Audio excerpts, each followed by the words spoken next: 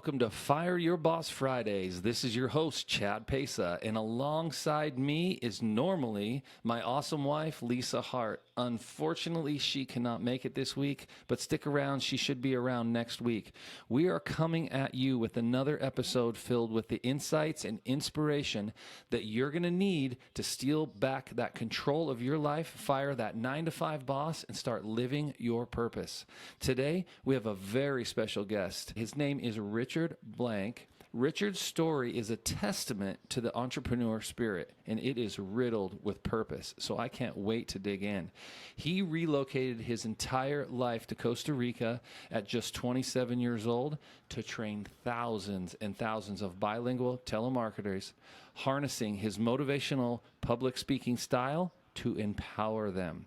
Today, Richard is the CEO of Costa Rica's call center, but his journey is about so much more than business. From being a renowned keynote speaker to having an impressive collection of restored American pinball machines. What a plot twist.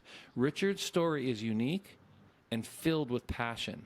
He's even known for giving back to his community by funding scholarships, and he's just been inducted into the 2023 Business Hall of Fame. So listeners, if you're ready to ignite your entrepreneur journey and live a life on your own terms, let's say hi to Richard. Richard, say hi to the folks that are hanging out with us today. Chad, what's happening? So great to be with you. I'm so sorry Lisa can't be here today. I know that she's a gem to the show, but I can't wait to share some secrets and some twists and turns stories with you and your amazing audience. Thanks, brother. I appreciate that. Yeah, this should be a lot of fun. So what do you think about Fridays in general? Don't Fridays have a pretty cool energy? Well, Friday is one of my favorite movies, so I love that to start. What a twist. Yeah, That's right? funny. And so, I mean, Friday always puts you in a good mood. It does for me. Anticipation is one of the greatest drugs in the world, so you know that something great's about to happen during the weekend. And then if you don't feel guilty, if you really pounded it out all week and worked very hard, you can not coast on a Friday, but run through first compared to trying to pack it all in before the weekend. And so it's a great balance that some people have during a week. Yeah, I love Fridays, man. Always, like, you perform, right? So you put on some performances, speaking and such. Don't you feel like the crowd's really responsive too? Because they're in that energy too. It's like this symbiotic, like, magicness. And I think just because our culture is built the way it is, right? Of course, Friday's going to be the day. So, so I love your energy, man. I can really appreciate you bringing it today. So that's awesome. So you have an impressive journey. And I say that because, first of all, you're living in Costa Rica, but that isn't where you got your education. That's not even technically where you're from. Is that correct? That's correct. I'm a very proud individual from Philadelphia. Not only Philadelphia, but Northeast Philly. I graduated Abington High School, so I have a lot of fidelity to where I grew up. Yeah, how often do you get back out this way? Try to get out at least once a year. In fact, I just came back, as you were mentioning, for the Hall of Fame for my high school. Yeah. But my family lives out in Arizona and Colorado. We all moved out once I graduated from high school. So I'm bounce around the United States when I come back a couple times a year. How big's your family? Like, where do you land in your family? Like, do you have? No, I'm a younger brother. I have 2 parents, a bunch of cousins and uncles. But no, I got a pretty tight, small family unit, which is good. Cool. That's great, man. So you're the CEO of this call center, right? And I say this call center, I mean, it's your baby, right? This is what you do in and day out. Is that correct? Well, my stars were aligned. This is my first company, first shot, and I'm celebrating my 15th What? year. But it didn't happen overnight. If you think about it like this, I was mentioning Northeast Philadelphia. When I graduated Abington, I decided to be a Spanish major at Arizona. I did not succumb to certain pressures that we all have, Chad, where we need to follow in footsteps in regards to medicine, law, engineering, or even Ivy League. I don't mind being honest with you. I wasn't mature, didn't have the structure nor the grades. But I had passion towards something, and I know that if I made myself marketable by being bilingual, maybe doors might open. And at 27 years old, I was given this 1 in a million opportunity to work at my friend's center for just 2 months. But that turned into 4 years. So if you think about it, that was my graduate school. I learned it not from sea level, but from the inside out. And when you sit with the proletariat, you hear the good and the bad and the happy and the sad. Mm-hmm. So I believe that I was able to crack the code in regards to extending empathy and dignity. And by doing so, I'm able to compete with the big boys. Yeah, that's cool. Yeah, the dignity. That I think that's a nice touch. It's clear you're super passionate about what you do. It's definitely not just about the money. Was there a specific turning point in your journey where you realized that you might be giving you're more about giving back, and that's almost your superpower? It's getting older. I realized my potential. If you want to say earnings potential, that's fine. But, how many meals can you eat and gold and jewels do lose their luster? And so just turning 50 Amen. years old and being comfortable where I'm at in my life, once again, it's paying it forward. I'm the elder around the fireside now, telling tales and giving wisdom. And so to me, it was important. You've been to Costa Rica with your wife so many times. You love it here. And you know what it's like to be a guest in a country. And Yes. so since I was given such positive reinforcement, it felt right. And since English is my native tongue, I had that sort of leverage. But then again, I could use it to make a career. Do I love this industry? Some parts of it. I enjoy the art of speech. I enjoy the technology. I can't stand the attrition rates or what Hollywood does to glamorize telemarketing call centers. And there's a lot of misconceptions. And also, it's a grind. It's the industry can burn people out. And if you don't find the sort of thing to give you that stimulation, it's a killer job. It's a transitional job. But I myself found that interpersonal communication is great. It's a great way to upsell, to retain a client, to move things forward. And so it's a means to an end. And if you're talented on the phone, or just not on the phone, but in general, I think you have the ability to expand and to grow your network and to give yourself certain opportunities. And so it's not for everybody, telemarketing, but if done correctly, it is a beautiful form of communication. Really can be. And there is a lot of stigma around it. I mean, I know firsthand.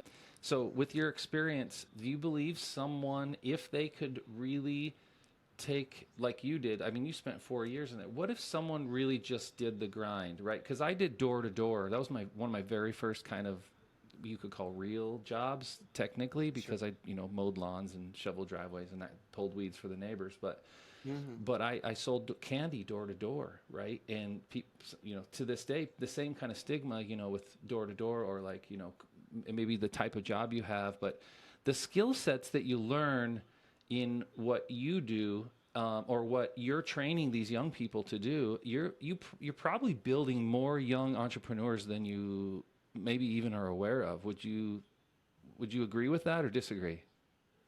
Entrepreneur, you need to have the drive for that. And it's not just motivation, you need the structure and discipline. But what I'm trying to do is make people more attentive. Or when they're on the phone with people, just not glaze over, but actually show active listening, know when to use people's names, take copious notes.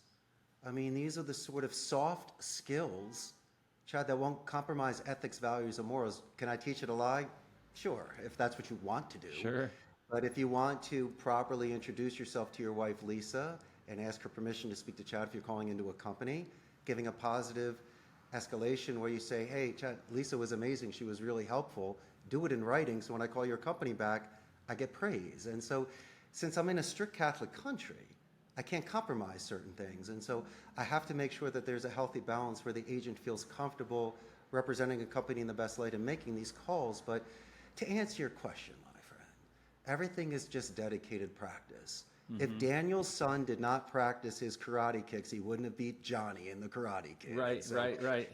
you need to put in the time. Yeah. And if you do focus on vocabulary, and we have the technology to record yourself because self-analysis is the best form for Right. That's self-improvement. huge, right? Then you can eliminate hedging, the ums, the ahs. You can expand your vocabulary with a thesaurus. And you can realize if you're talking too fast or too loud, or you're cross-talking or interrupting. Right. And if you can make that sort of structure, don't be surprised if conversations last longer and you convert more things into clients and friendships.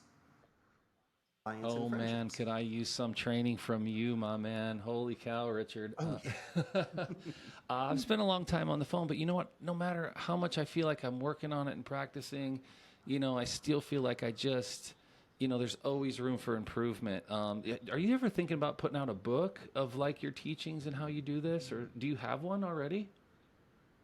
No, the first book I'm going to write, my man, is a children's Yeah. book, and it's probably going to revolve around mini golf and Rube Goldberg experiments. But how about this? This is easy for you.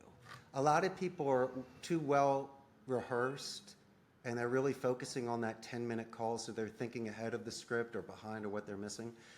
I believe in simple physics, almost like Eos, the goddess of the beginning. I mean, she doesn't know where she's going, but she's bold enough to get out there in the ocean. And so if your introduction doesn't land, you don't anchor, so you can't pull yourself up on that rock. So to me, the most important thing is doing company name spikes if that's your first impression.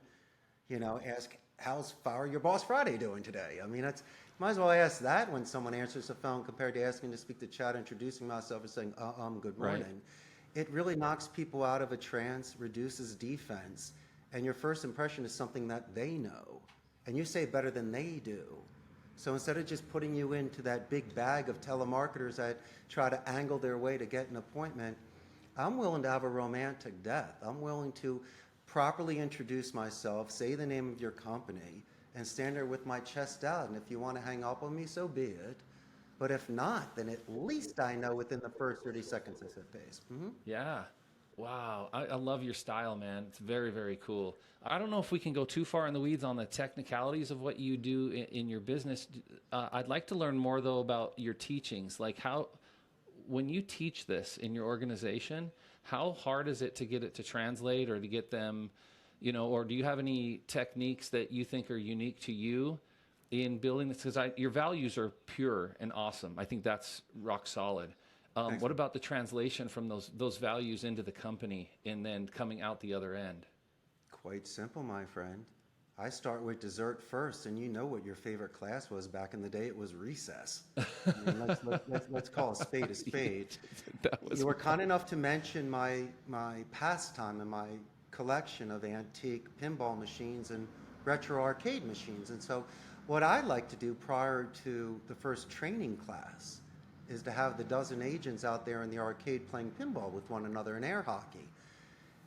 It can reduce their stress. They start bonding through play, they make friends, and then when they're in the training room, they're now contributing more than just absorbing.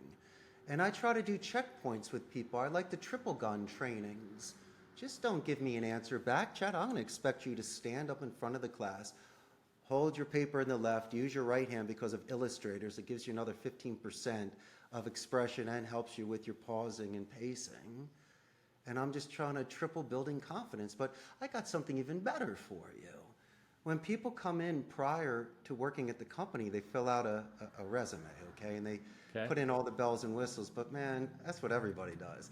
So I'm going to say, Chad, why don't you turn the paper over and give me 3 paragraphs of a coming of age moment. I want to see your grammar, your vocabulary in English. But I also want to see when you beat up a bully, or if you saved a kitten out of a tree, or if you happen to do both in one day. Right. Why do I do this? Because I want to see depth. I also want to make a nickname for you. And also on a rainy Wednesday, I want to tell you that you're the kitty saving champ, just to give you that second wind. Yes. And remind you of where you are and where you're going. And so I can separate a lot of people that want to be promoted immediately without showing any sort of merit. I would prefer to have people without any bad habits. They could speak the English, they just don't know a predictive dialer or a CRM. I can teach that in 5 minutes. But if the kid's got a personality and he's coachable, he could be a squire to a knight, I'd rather have that person than a hotshot mercenary that comes in, jumper, cancer, and a problem maker. We don't want people like that. Right, and so right. It's very easy to give them the sort of ideas to where it's not just a job, but could be a career. Because you've been to Costa Rica, you know that if you're talented and you can earn well, you can almost earn more than most vocations. So I do have people here that earn more than doctors. And they're bilingual, yes. My goodness, yes. So they're getting a return on their investment. But how about this? Imagine making these calls and doing the canvassing that you did door to door, but in a second language. So it's that much more intense concentration, which is their advantage, which keeps them in the now. So they're translating compared to people that are passive in English and are just going through the motions. Blah, so blah, blah, yeah. I believe that the agents have a little bit more balance. and a little bit more center when they're making these calls, but it's just for shorter periods of time, more like a sprinter. So we just try to keep that sort of areas of concentration controlled so we can get better QA scores. Right. So on our show, we like to teach people how to steal their life back, fire their boss, and live a life full of purpose. Speaking from purpose, I think, is where we're hitting it mostly. I love what you're doing for these people and what you're bringing to them, these principles. You know, if you weren't running a call center, it could almost be a religion in itself, because the greatness that you're spreading in the world right now with these individuals, right? Because these are principles that are being applied that can be reapplied to almost everything else in their life. And sure, you're creating amazing human beings with just your version of what people should do on the phone. And it seems so simple, but I think the bigger impact that you have on the world is probably bigger than you see. Just based on my short conversation with you, if I was your student, I would feel the same way. Like, wow, this is good stuff. I can see where I could use this in 10, 15 different places right now, even with my own, children, right? To apply conversation, listen to your children, and, listen to your colleagues, and like really put a conversation together, and that's meaningful, right? So it's in context to what you're saying, not scripted, right? But comes from a place of principles, not a script. So we could call the script our principles versus the script, right? Like how we approach everything that we do. And as you know, there's that old saying, how you do anything is how you do everything, right? Mm-hmm. But the sauce that you have to put on this dish, it's got to be a sincerity right sauce, because you could practice everything, but if it comes across as being fake or produced, right, it's not good. And so I believe in spontaneity. I like when people think in the moment. right. Robin Williams was a genius. Wow. More. I don't like fake compliments. I mean, someone could tell you that, nice shirt, unless it's like super duper and you really know. But why don't you follow it up with one or two more descriptions or questions to it? Where'd you get it? Is it silk? Or that shirt looks so cool, I could see doing it here and there. Or do you ever wear it with a tie? So it's usually that second or third follow-up question to really show interest. Or if you do discuss something, just where people aren't changing topics quickly. And so a lot of the times people need to ask if they can make a suggestion first before saying something to somebody, man. or even, may I pay you a compliment, depending if they're willing to take it or not. And so that assists in regards to sincerity, also consistency, because some people can see it as being cynical. If you only compliment somebody one time, you see the one guy in a tuxedo one time, that's the only time of the year that you compliment him. I mean, that's not right. And so I think that some people need that sort of reinforcement every now and again, because they're trying to express themselves. You were mentioning about making the world a better place. And so I think if somebody is making an effort, the greatest thing you could do is add momentum and say, go Chad, go. Yeah. And Amen. That's what I think is one of the greatest things you could do, is just be true with somebody. It's almost making yourself vulnerable, because if you make yourself vulnerable, you make yourself powerful. I like that. I like being authentic and vulnerable. The problem I found with it, brother, and just to create a small argument here for fun, is my wife seems to think that I'm too authentic, and I kind of go in that direction full force. And then when I do, I don't stay on topic, or I don't stay like, she's like, you're totally rambling on about whatever. And I'll bring it home, just for the sake of the party or whatever, because you can lose people, right? So in that conversation, but I think there's a level of, we all have this universe inside of us, right? And so some of us are more excitable than others. And I think with your feedback, as far as like the follow-up, and I love it, so calculated, but there's a calculation to that too. So you almost have to be, how do I say this? You almost have to embody it rather than learn it, right? So, because if I try to learn those principles, right, it's different than embodying them even in their entirety. Even if they're great, it'll be challenging unless I embody the principle is like what I stand for as well. And then you can still get off in the weeds for sure. And I think that's my weakness for in all categories when it comes to that strong conversation. And I could grow in that space. I'm sort of self-reflecting right now, just so you know, on what you've said and thinking, God, how could I apply that to my life? Maybe how I handle a podcast even, right? You could see that being powerful in a podcast as well. And so, yeah, you just Your got me split thinking about piles, a million different which things. is like, you know, surf or turf. I mean, what do you want? Do you want lobster or steak? Then you go the lobster. How many and what type? So you can keep breaking things down for yourself for priority. And usually it's Right. asking what you want on the menu instead of me telling the whole menu. So it's a great way to be assertive with open-ended questions. And it's almost like choose your own adventure, but you're the one doing it. And I found that conversation. And then you can add your Chad as much as you like. But instead of overdose Chad, it's adding Chad. And I think that's a great dance Right. where you're talking about natural flows. That's a perfect give or take, you know, in a conversation. Yeah. Well, I think you've got this stuff down to such a science, man. I think that's what really, really impresses me.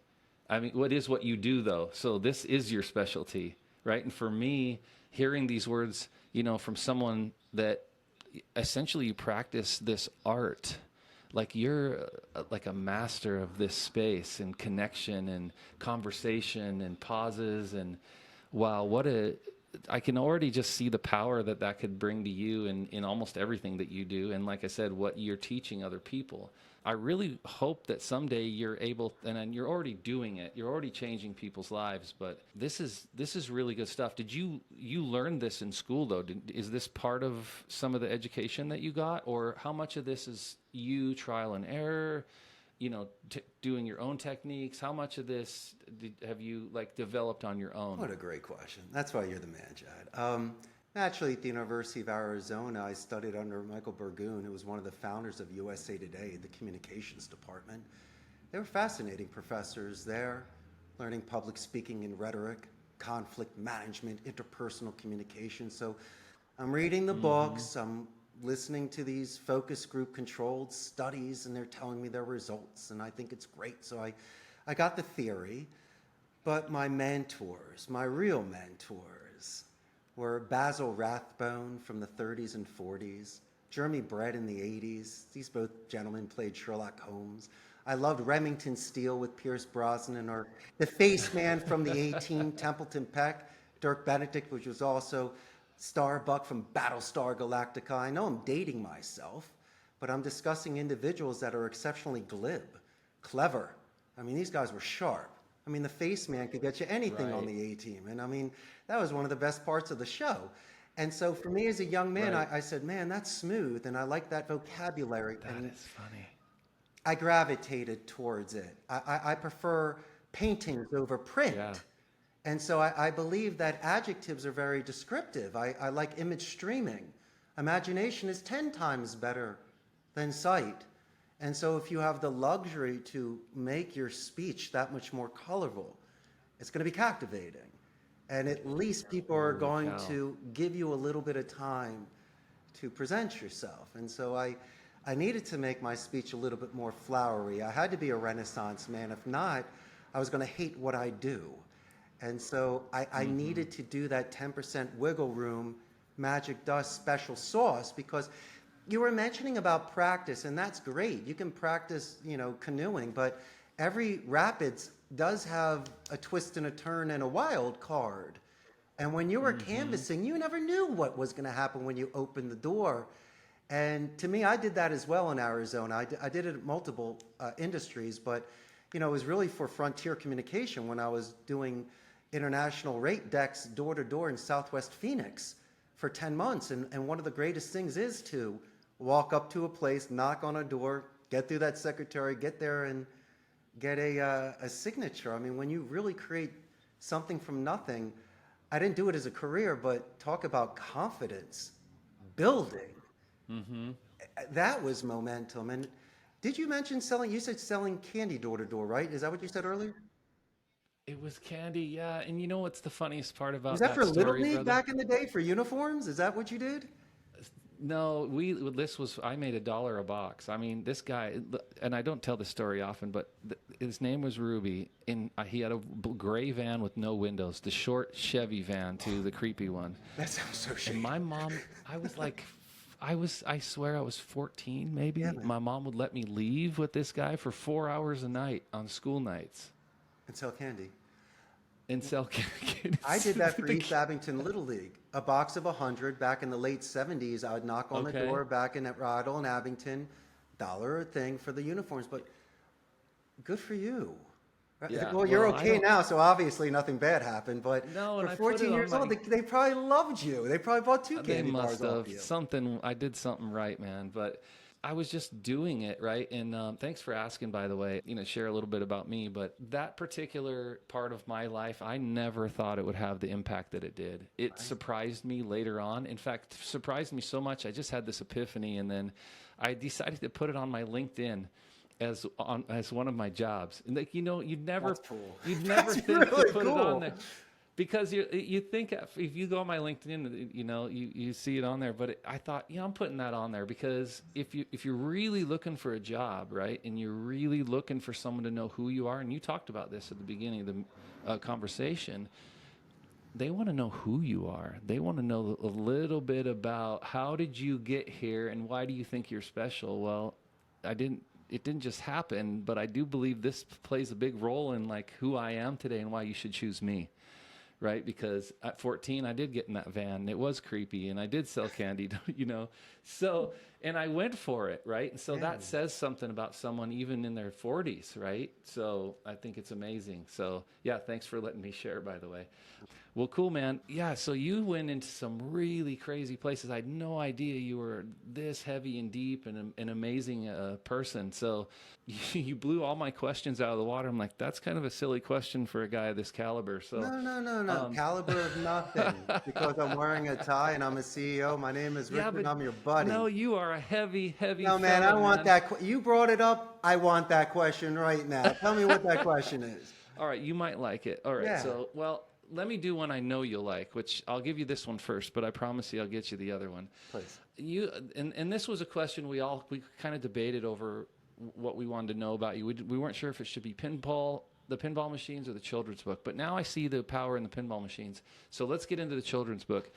You mentioned that you wanted to start writing them, or it was one of the things that you might do if you weren't doing this. Yeah. And it sounds like you still might do it. Oh, I will. Is that right? Oh, absolutely. Okay, and so it's in the book, the children's book industry is often criticized for not being profitable or too saturated. Do you believe that the passion should come before profitability or when choosing your entrepreneur path? So this being your thing, this would be like a passion project, right? Mm-hmm. And then the follow-up question, what would you teach these young people? Because you are one of those people who are that's already sending a good message and projecting, training people to be amazing individuals in general, right? Would you do the same for the children? What would be the messaging you'd try to get out? I don't want it to be too complicated, but I want them to play.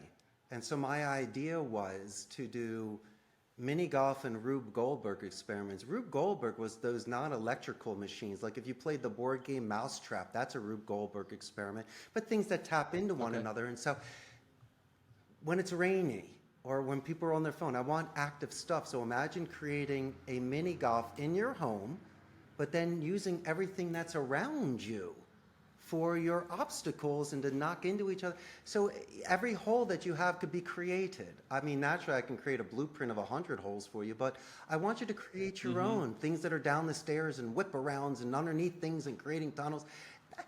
The greatest thing as a child was to build a fort. And growing up, it was Lincoln logs and Legos and building bricks or just going outside and playing in the... I want that again. Why? So your mind is just thinking. Because that's the best form of playing. About imagination earlier. Sorry. No, I was just saying it's the best form of playing. Like today they have these Lego sets and you can create the ship, but my day was they just gave you 1,000 pieces of Lego and you create 1,000 ships. Yeah, no, they really did. Amen. I need that. Yeah, I need the children to break out again and to use their own imagination. And so When I'm talking about children's books, when I was in elementary school, we had this teacher, Mrs. Vancourt at Germantown Academy, and she was undoubtedly one of the greatest storytellers, and she did it through pure passion. And the way she used to do it was she would take pictures and draw them and then stick them on a Velcro board so she could take things off and put them on and allow the children to create their own. And that was my favorite time growing up because it was recess of the mind. And anything goes. And when you're children, you're still innocent. There's no sex, drugs, or rock and roll. There's still beauty of life, and people are still imagining because they don't understand depth, perception of time. And so it's amazing how you can mix fantasy with reality. And I think the ages of, let's say, 6 to 9 are the greatest years because you could really give somebody that sort of drive to leave a castle, slay a dragon, and save a princess. That can happen at those ages.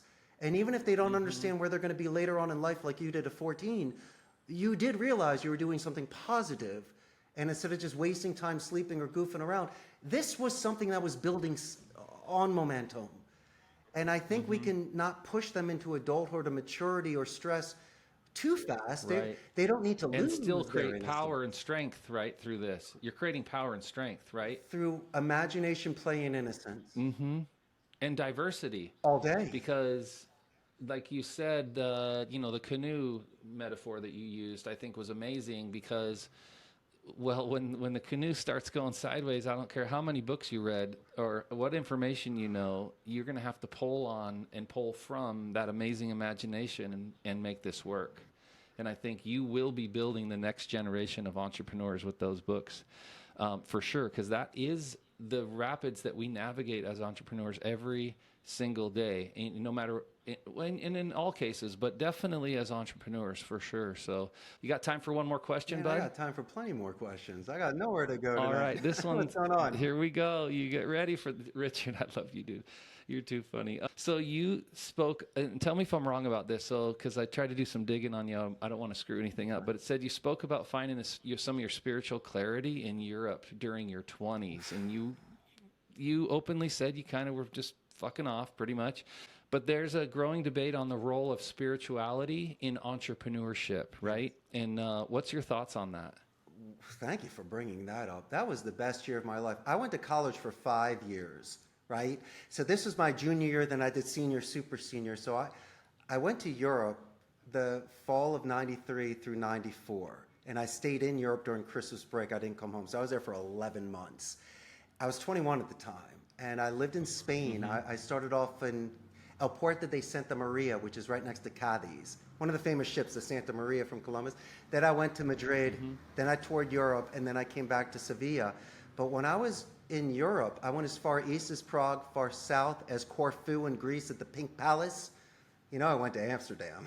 And I was also in Tangier, Morocco. We'll swing through But there. here's the skinny Denny, right? I'm 21 years old, couple grand in my pocket, Euro pass, and a backpack.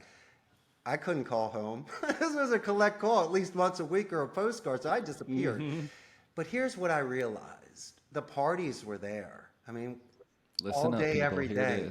But instead of going to the party at 12, 1, or 2 o'clock, I would get up early to go to the ruins, go to the museums, do something. And I realized instead of being Sunday forced by your dad, instead of playing baseball with Chad, I got to go to a museum. I chose to do this at 21. So I wanted to see the Louvre and Peggy Guggenheim and the Prado. I wanted to see this stuff. And I didn't even know what those were, by the way, at that age, just so you know. So you were way more advanced. Well, I was learning then. Mind you this, don't think I was walking in there that refined. That was the year, my friend, of shedding that skin and becoming anew. And being from Philly in the States, that's great. But I was having 51-minute conversations with people from all over the world. And so you really got to know who your true essence was and all the books that you read. And it literally was one of the greatest years of my life in regards to growth. I was able to get to a certain level of Spanish. I was really secure with myself. I made some friends that I'm still friendly with to this day. And I danced in that rain. Oh my God, was I a renaissance man. I've never in my life wrote more, read more, and loved more that year. I loved life so much, and I really haven't stopped. that sort of feeling about life when I came So is back. that like the trajectory in that time? That's like, Best investment yeah, I ever made in myself, ever in my entire life, huh? hands down. Hey, yeah, listen up, folks. Like, do the work on yourselves for real, and like, it doesn't have to look like, it doesn't have to be the reading the books or going to the museums. I mean, do your thing. Like, you have no idea. Everything is between the lines. Even the Bible was not written in plain text. Every story has its 10 stories written between the lines in every single thing. And I think that's what Richard found here. Wouldn't you agree? Yes. I mean, for the soccer fans out there, I went to a Real Madrid Barcelona game in Madrid where Barcelona won 4-3. I'm a hockey fan. I didn't care. But I was standing there and people were saying, "You were there. It was one of the greatest games ever." I took Yep. dancing classes for a month and a half. So during La Feria de la Primavera, the spring fair, I could do La Wait, hold Silviana. on. I could What learn does these that mean? passes and dance with the Tell our listeners what that means, Richard. Every What spring, you just. Spain has this huge party. It's the spring fair, La Feria de la Primavera, where they have tents and they Okay. drink sherry and they just the women dress up and the men. And I took this dancing class. I was the only guy in the class, which is great, by the way. You should do that too. And I learned these four Be the only guy in passes. the class? Yeah, that would be great. And so when the event I'm was just going kidding. on and all the guys were sitting on the side, I was out there on the dance floor learning these moves. And that's where you get swept up. That's when you look left and right and you go, I am immersed in this. Yeah. And you have your moment. And so, sure, people were laughing at me because I wasn't the best dancer. My friends were teasing me a bit. But at the end of the day, who's Patrick Swayze? I mean, I was out there Oh like my Dirty gosh. Dancing doing what I You had to and your do. movie stars. You bring all these amazing characters in right at the perfect timing, and you just make me laugh because you nail it. That one from the A Team. That I was an A Team fan too, and that was well played, by the way. Oh, you Yeah. gotta love the face man. Yeah. I never really looked at it the way you did, and so you shed a brand new light on that character for me. So that's awesome. And the way that you sort of, like you said, emulated or idolized or just liked the character in himself and in what he played. So I think that's really cool, man. So I like the way you look at life. I think it's really, really neat. I can say, if you haven't found your purpose, I don't even think it matters to you, because just being here and having the opportunity to even look for it has served you well, my friend. So you keep doing what you're doing. But before we continue, is there anything you wanted to kind of bring to the table? Because we've went into some. I don't even know how we got into some of these topics, but you got some heavy thoughts, and I want to be careful that we make sure we leave these listeners with some nuggets outside of like finding their passion. With your call center, as entrepreneurs, how can any of my young entrepreneurs maybe use your service? Is that something you want to talk about at all, or do you like the philosophical part of this, or do you want to turn people on and maybe share with us who would call you to maybe use your service or not use your service? For people that are looking for sales, appointment setting, lead gen, inbound customer support or back office support, maybe someone that feels overwhelmed or would like someone to prospect for them and just make appointments. But the thing with myself and on the podcast, and I do appreciate that, I never try to push a seminar or a book or even force a hand to use my services. In fact, a lot of people don't like telemarketers, so I'm just trying to shed some light. But as I say, that we've spoken to people that are real estate brokers or people that deal in the transportation industry, and some of our clients are law firms and movies and music. And what they want to do is they want to offset costs, because our costs here are a fraction of the United States. Mm-hmm. They like our skill sets because of our language capacities, especially with a very neutral English accent. And the fact that they can scale accordingly. And we do have the infrastructure. I do have the QA department, quality control. I do have supervisors. I've Richard. And pound for pound, being put on a level playing field, if I can produce just as good, if not better than corporate, well, then maybe I'll earn the account through merit. Mm-hmm. And so maybe some people have dispositions towards outsourcing and taking jobs away. Well, listen, champ, if you can make calls better than my guy in the office, you should get the account. But if I'm crushing it, obviously the client would rather earn more. And so I take it and I leave it, and I accept it as it is. And with me, I believe in blind faith because there's so many naysayers and gray believers, Debbie Downers out there. And, you know, Chad, their N-O means they don't K-N-O-W enough about what we're doing. I mean, how could someone give advice to me in regards to second language and call centers if they've never done it? They care about me and they want me to do well, but their own insecurities are the things that are holding them back. And so a lot of people that I know, and I mentioned this earlier, are in family businesses or doing things for the money. And I think it's fantastic, but they're not satisfied, they're not fulfilled. And they almost wish that they were true to themselves just to see what would happen.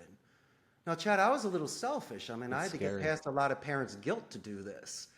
But at the end of the day, I didn't want to live someone else's life. I really had to be my own life. If not, you wouldn't see me on this podcast today, smiling and telling you fun stories. I'd be some miserable, bald dude in Philadelphia that's got nothing to say. But I'm sitting on a wad of cash. Inside. Yeah. You know, what's that got to do with anything? That's not a fun life, my friend. I mean, that's when you feel very disappointed with yourself when things like that happen. Yeah. Well, yeah, folks, don't die inside. I mean, you got to do whatever you can. And I appreciate you doing your plug, man. The reason I want you to do the plug, because I just want people to win. But I want people to win for all the right reasons. And I think with you, brother, if you can't tell that the integrity of what he's going to do for you within his business as a service based on his character that you've witnessed here today on the podcast, yeah, I don't know what will make the sale come through and why you might want to choose Richard or the people that he's training and how he's serving the community there, because no matter where you are, we're all people and we're all trying to level up. And I know that Richard has one of the purest hearts based on this conversation, because you cannot work with people the way he works with people without actually caring. You can't. I know for a fact you can't do it. No.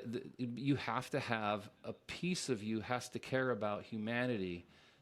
Because he's working. It's a human resource business. And that part of his character should be the exact reason that you give him a shot here today if you do need those types of services. So, and I just have to leave it at that. And I love business, but I love choosing business for all the right reasons. And I think that's the right reason to choose a business. And it, I think, has zero to do with price. No, a lot of the times I like to not be a devil's advocate, but let's be a straight shooter. If somebody only has 400 phone numbers, that's not enough to last the month. Maybe they don't have a script. Maybe the tone of their script is too aggressive. There's no rebuttals in case someone asks a question. No email template, no voicemail template, no pipeline. So I'm going to say, yo, buddies. I mean, this is where we're beginning. And so a lot of the times it's really working backwards. And, you know, as much as I want to sell my sizzle and give the fluff, and I can do that all day long, I'm better off letting people know, because character is judged during chaos. And I don't want you calling me on a Wednesday pissed off on something. I like preventative measures. And I like to have meeting minutes. I like accountability. Because if we can do these sort of things, it will work. Just don't expect that if you hire 10 people, I'm going to make you $1 million. Maybe. But then again, we have to look at it from my perspective and from my experience with the other verticals that I have. And you were telling me, and I appreciate the compliment about my expertise and my experience. Well, oh man, I've been doing this in this industry for 23 years. And after the tens and thousands of phone calls that have been analyzed, you can almost see the patterns. And these are the sort of the things that, you know, I'm sharing with the audience. But these are golden nuggets. I mean, like I said, I've done my fair share of phone calls and communication studies as well. What you're talking about, Richard, you're right. It is absolutely clear you have listened to tens of thousands of calls and analyzed them and found the patterns. Right.